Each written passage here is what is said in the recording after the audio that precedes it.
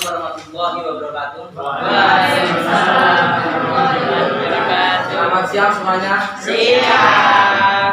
Saya hormati Bapak Muhammad Zainuddin selaku pembimbing matkul Al-Hadis dan yang saya banggakan teman-teman sekalian.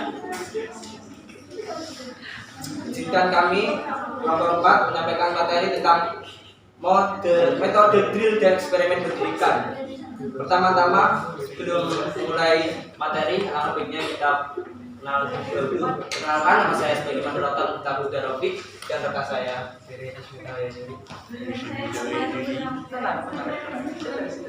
Tanpa banyak basa-basi, kita langsung masuk materi. Materi pertama kita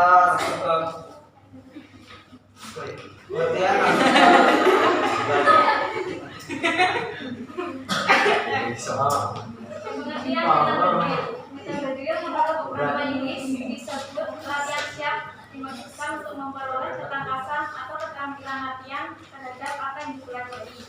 Karena hanya dengan melakukan secara praktis, suatu pengetahuan dapat disempurnakan dan siap disiagakan. Pendapat ini menggambarkan bahwa metode drill tersebut menekankan pada pembelajaran yang bersifat latihan siap untuk keterampilan.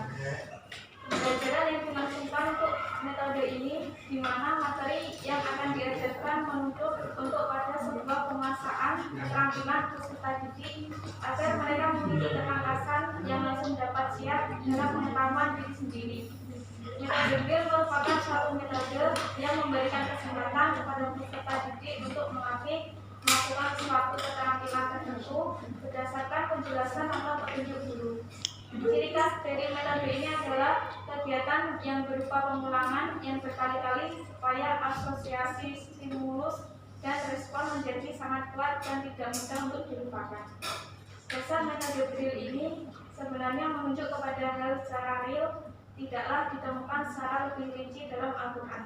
Namun bila ditelusuri, makna dari metode tersebut akan ditemukan secara substantif. Metode drill bersumber dari Al-Quran dan landasan yang dipakai untuk metode ini dapat dipahami dari ayat 2 ini. Bismillahirrahmanirrahim. La tuharik bihi lisanaka litajal inna alaina jam'ahu wa qur'anahu fa idza qara'nahu fattabi' qur'anahu. Artinya, janganlah kamu gerakan lidahmu untuk membaca Al-Quran karena hendak cepat-cepat menguasainya. Sesungguhnya atas kesungguhan kamilah mengumpulkan atau di dadamu dan membuatmu pandai membacanya. Apabila kami telah selesai membacakannya, maka ikutilah. Quran Surat Al-Qiyamah ayat 16-18.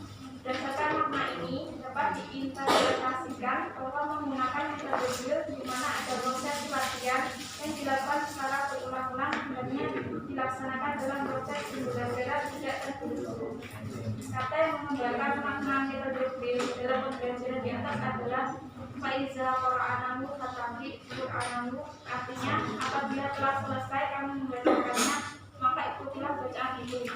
Di sini terdapat proses pelatihan yang diberikan oleh malaikat Jibril kepada Nabi Muhammad SAW untuk mengulangi apa yang telah dibacakan. Terima kasih Kak Sabila. Oke, kawan-kawan apakah paham akan penjelasannya Kak Sabila? Makanya sambil dibaca makalah yang dipilihnya. Sambil baca, bukan.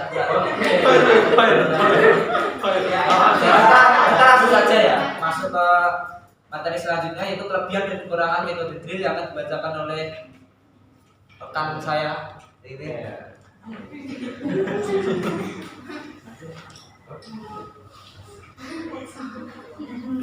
Kelebihan dan kekurangan metode drill. Kelebihannya yaitu kelebihan ini sekaligus sebagai kekuatan yang perlu diperhatikan dalam penggunaan metode drill, antara lain yaitu pengertian peserta didik lebih luas melalui pelatihan yang berulang-ulang. Yang kedua, peserta didik siap menggunakan keterampilannya karena sudah dibiasakan. Yang ketiga, peserta didik memperoleh kecakapan motoris.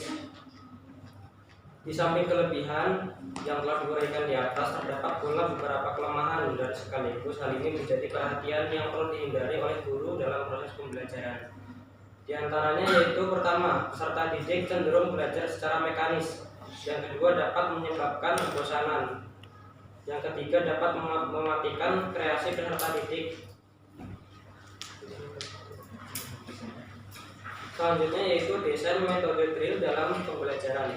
Seorang guru apabila ingin sukses dalam proses pembelajarannya dalam menggunakan metode drill haruslah memperhatikan desain metode drill tersebut. Tampak sekilas dari aspek literal, metode drill ini sangatlah mudah diterapkan oleh guru dalam mengajar. Untuk memperjelas hal ini dapat dilihat desain metode drill dalam pembelajaran berikut. Ada di PPT. Mana PPT?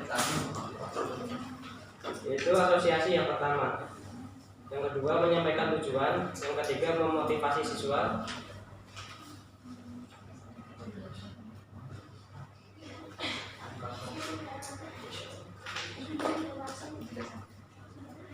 Yang pertama tadi asosiasi. Langkah pertama yang harus dilakukan oleh guru dalam proses penggunaan metode drill dalam pembelajaran adalah memberikan gambaran antara materi yang akan dipelajari dengan pengetahuan yang sudah dimiliki oleh para siswa tersebut. Pembelajaran ini sangat penting di mana guru harus sudah mengetahui bagaimana pengetahuan yang dimiliki oleh para siswa sebelum terhadap materi yang akan diajarkan tersebut. Yang kedua menyampaikan tujuan. Menyampaikan tujuan pembelajaran terkadang sering terabaikan oleh guru PAI dalam setiap pembelajarannya. Padahal hal itu sangatlah penting untuk memberikan gambaran pada peserta didik kemana arah mereka dalam pembelajaran tersebut. Tujuan pembelajaran adalah tercapainya perubahan perilaku atau kompetisi pada peserta didik setelah mengikuti kegiatan pembelajaran. Yang ketiga memotivasi siswa. Memotivasi peserta didik menjadi bagian terpenting dalam proses pembelajaran. Sebagai seorang guru harus bisa memberikan motivasi kepada peserta didik sehingga mereka merasa bersemangat untuk belajar dan merasa dihargai. Banyak faktor yang mempengaruhi motivasi peserta didik untuk belajar. Oke, untuk selanjutnya kan ada 7 nomor ya. Nomor yang keempat dan seterusnya akan diterangkan oleh rekan saya, Pak Anias.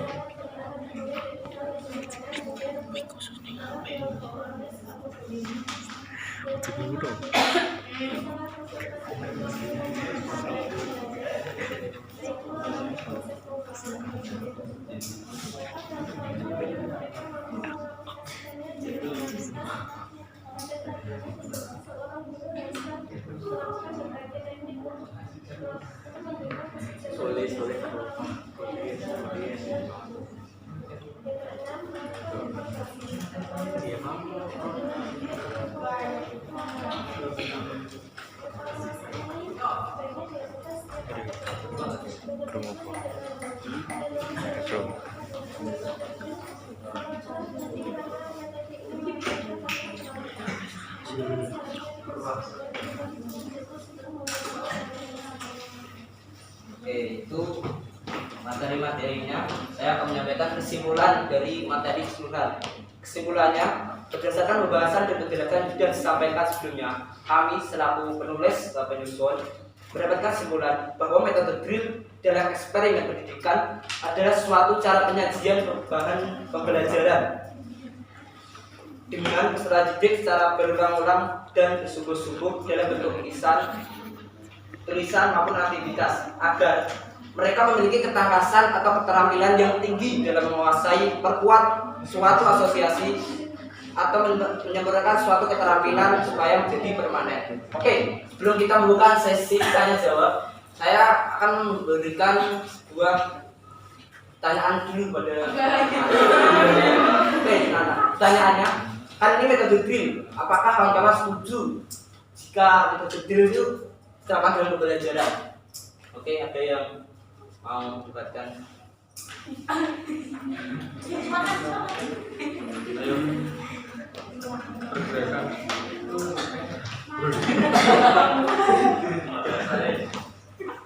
Ayo jawab.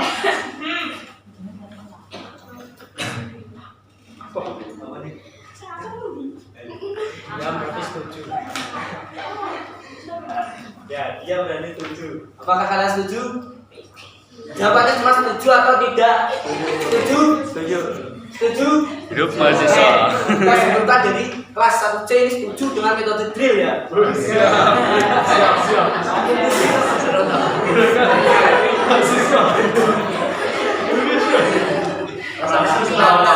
kita sudah setuju akan metode drill. Kita akan buka tanya jawab. Mungkin ada yang bertanyakan. Tiga contoh metode drill dalam pembelajaran PAI. Oke, pertanyaan yang bagus. Mbak Nanda itu tadi sudah menyangkut contoh-contohnya, dan sekarang saya ingin mempertanyakan bagaimana mengaplikasikan metode drill tersebut kepada peserta anak didik secara agar bisa efektif gitu. Apakah metode ini sangat efektif jika digunakan pada pembelajaran daring atau online? Metode drill itu apakah tidak tidak mengganggu pelajaran kayak materi kita? Karena setiap pertemuan itu kan membahas setiap bab itu kan berbeda-beda. Kalau diulang-ulang kembali, apakah itu bisa berjalan dengan baik atau malah tidak memperlambat pembelajaran kita? Kan berulang-ulang. Padahal setiap harinya kita berbeda-beda. Pertanyaan yang pertama, sebutkan contoh metode drill dalam pembelajaran PAI. Kita akan serahkan jawabannya ke rekan saya. Saya akan memberikan jawaban dari pertanyaan Mbak Nanda. Mbak siapa tadi? Mbak Nanda Lorati. Nanda Lorati. Tadi pertanyaannya itu contoh penerapan metode drill dalam pembelajaran PAI. Jawabannya itu pada intinya kan metode drill itu suatu metode pembelajaran yang dilakukan secara berulang-ulang, dan pembiasaan yang dilakukan oleh guru untuk pada siswanya gitu. Contohnya berulang-ulang. Misalnya guru menerapkan materi fikih pada minggu ini, nanti pada minggu-minggu setelahnya itu mengadakan pengulangan materi dalam mengingat-ingat dari materi minggu sebelumnya. Dan misalnya untuk pembiasaan, misalnya saya ambil contoh pembiasaan penulisan huruf Arab gitu atau huruf kaligrafi. Jadi guru membuat sistem pembelajaran yang dimana melibatkan murid-murid itu untuk melatih menulis huruf Arab secara langsung gitu. Ya terus menerus secara berulang-ulang, nanti kan terjadi suatu evolusi pembiasaan gitu. Nanti akan timbul hasilnya. Iya. Kita langsung saja ke soal yang kedua dari Karido. Bagaimana mengaplikasikannya kepada peserta didik supaya lebih efektif? Sebelum tadi Ridho. Ridho. Kita serahkan jawabannya ke Pak Sarila. Itu caranya itu memberikan soal kepada siswanya, terus habis itu disuruh mempresentasikan di depan kelas gitu. Persis seperti kita lakukan sebelumnya. Oh, jadi ini metode drill. Kalian semua pasti sudah paham ya? Metode drill itu apa? Efektif dalam penggunaan daring. Ini Sebenarnya metode ini efektif dalam semua metode pembelajaran daring maupun luring. Tapi kalau di luring itu tidak se-efektif yang offline. luring itu Metode ini itu tidak se-efektif dalam pembelajaran yang tatap muka.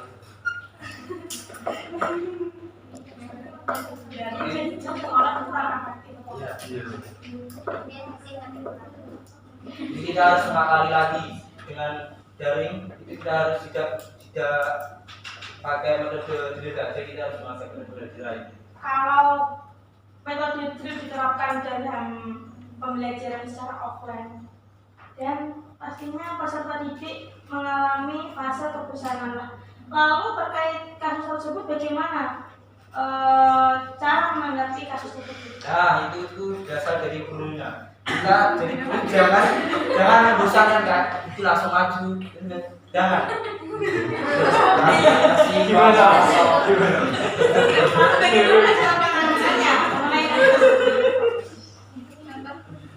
Mungkin di sini dengan kuis pasang kuis atau permainan-permainan. Nah, itu adalah variasi dari pembelajaran. Karena kan tidak selamanya permainan atau kuis itu kan identik dengan anak PAUD gitu. Kita menyesuaikan permainan yang cocok dengan anak usia remaja. Pintar kita aja gampang. Nah, pertanyaan yang kedua, apakah metode ini mengganggu dalam pembelajaran? Menurut kami tidak ya, karena pembelajaran itu jangan tergesa-gesa. Kita mengulangi terus sampai paham. Karena kalau langsung lanjut nggak paham sama aja kan. Karena menurut ahli bilang betul.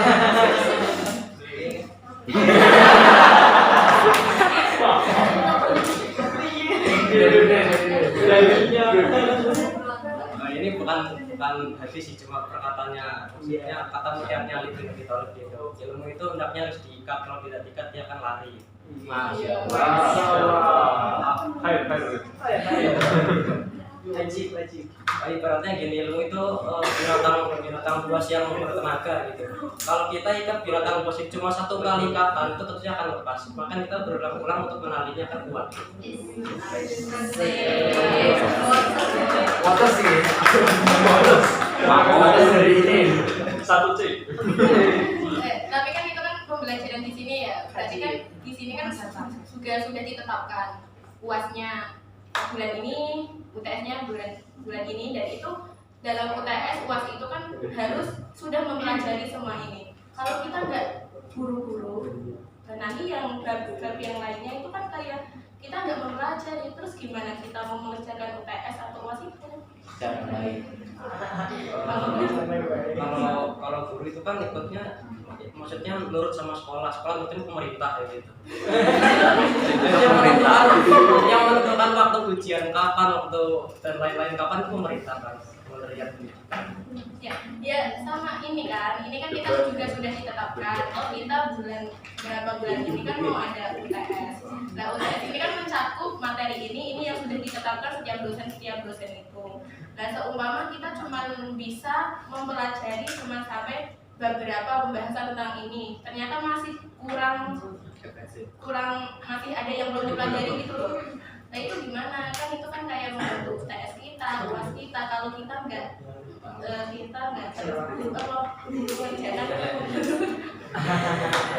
Ya, itu adalah PR kita seorang guru. Kita harus kan kita guru yang PAI. Ya, itu PR kita untuk sebisa mungkin memahamkan peserta didik kita sesuai dengan deadline itu. Misalnya kalau ada yang tidak paham, kita mungkin kasih jam tambahan di luar kurikulum. Itu salah peserta didik kita seperti itu. Kita sebagai guru membimbing kalau dia Anda. Mungkin ada yang mau menyadari? Oke, bentar tadi Mas Buja kan bilang sama kita semua setuju juga kan, pada bilang ya setuju, tapi kan ya masih pada bingung pasti kan ya. Sekarang saya bertanya dari keempat saudara sendiri itu setuju atau enggak?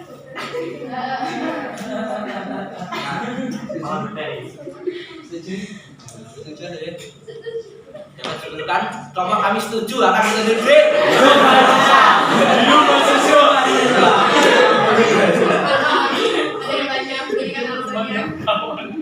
Alasannya tadi sudah disampaikan oleh rekan saya Rike. Kita jangan mengulang-ulangi lagi. Kita jangan mengulangi, jangan mengulang lagi sudah dibahas.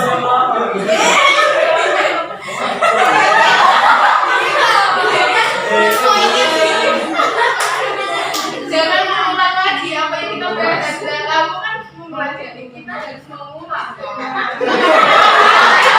Ayo.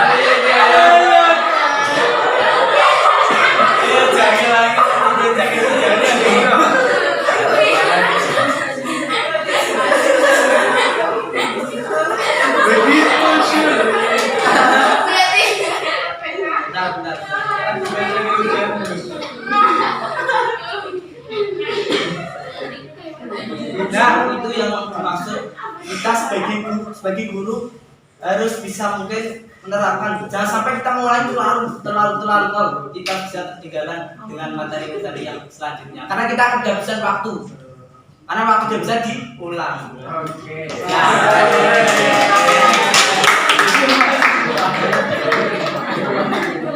Mungkin ada yang lain. Itu ada musuh. Iya.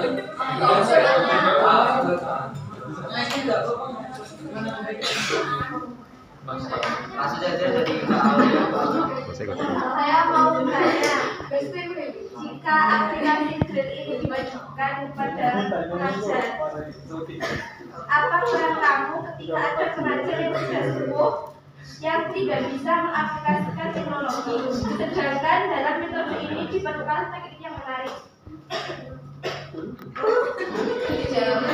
Tidak perlu pakai teknologi. Dan di sini pakai aplikasi dengan metode yang menarik. Aplikasi bukan cuma teknologi, mungkin kita juga dengan cara bisa yang ini tergantung sama dosennya, bisa apa ya, tidak membosankan gitu. Jadi nggak harus pakai aplikasi, kan bukan aplikasi bukan cuma teknologi kan ya. Aplikasinya tuh itu seperti yang diomongkan kamu itu benar sekali, seperti yang ada di pondok pesantren. Di pondok pesantren kita tidak menggunakan teknologi. Nah, kita lihat anak pesantren yang begitu, wah, masya Allah.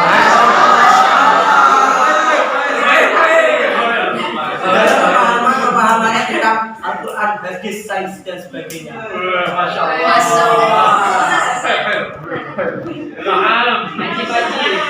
Tidak menarik posisinya tidak.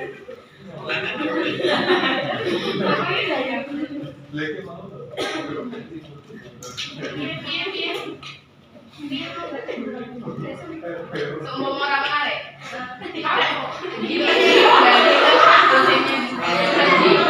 Itu adalah mentalitas sebagai pengajar. Oke, mungkin ada lagi Kak Iqbal,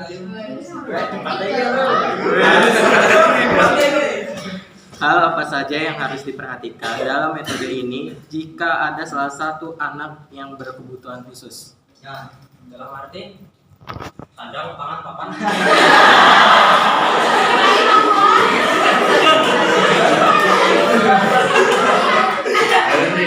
Maksudnya apa dalam arti? Dalam metode ini apa kayak harus yang diperhatikan gitu dalam metode ini jika ada salah satu anak yang memang mempunyai kebutuhan khusus, kekurangan.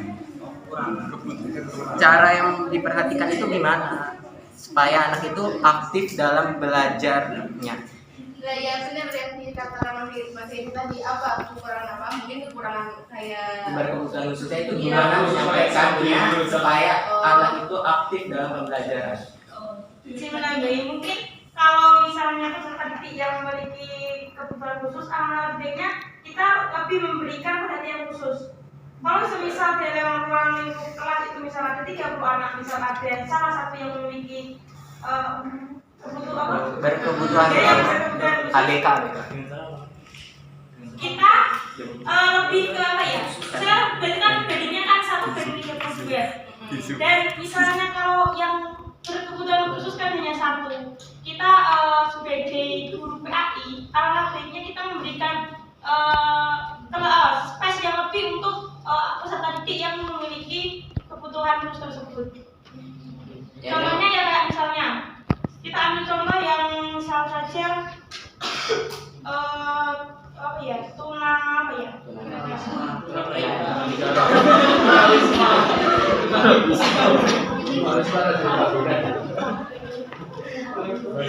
kita saja kita memiliki peserta didik yang berkebutuhan khusus tunarungu ya. Berarti bagaimana cara kita untuk memberikan pemahaman lebih kepada anak tersebut? Nah, dengan cara apa kita melakukan hal tersebut? Nah, makanya itu ada bilang kalau kita memberikan space lebih pada anak tersebut, berarti ya kayak lebih melakukan pendekatan yang lebih pada anak yang berkebutuhan khusus. Gimana saudara Iqbal? Yang bertanya saya pada tidak. Kan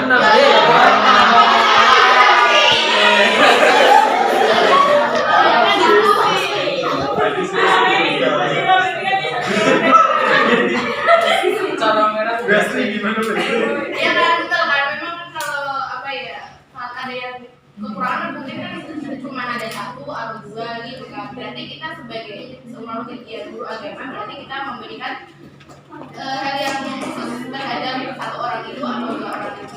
Jika dalam satu kelas itu mempunyai semua anak yang berkebutuhan Ya.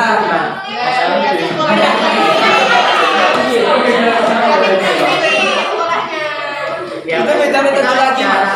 guru pendidikan itu cara mengajarnya gimana? Apa yang harus diperhatikan dalam untuk meningkatkan kualitas siswa tersebut?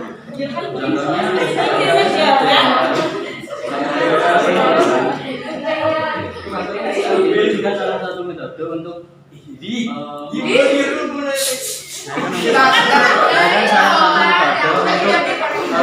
memberi space kepada orang yang mempunyai kebutuhan khusus itu salah satu metodenya.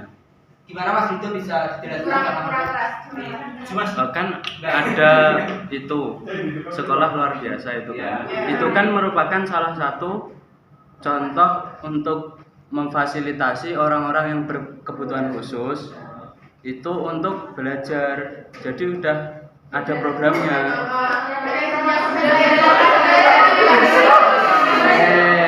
Santai. Jangan ngomong semuanya.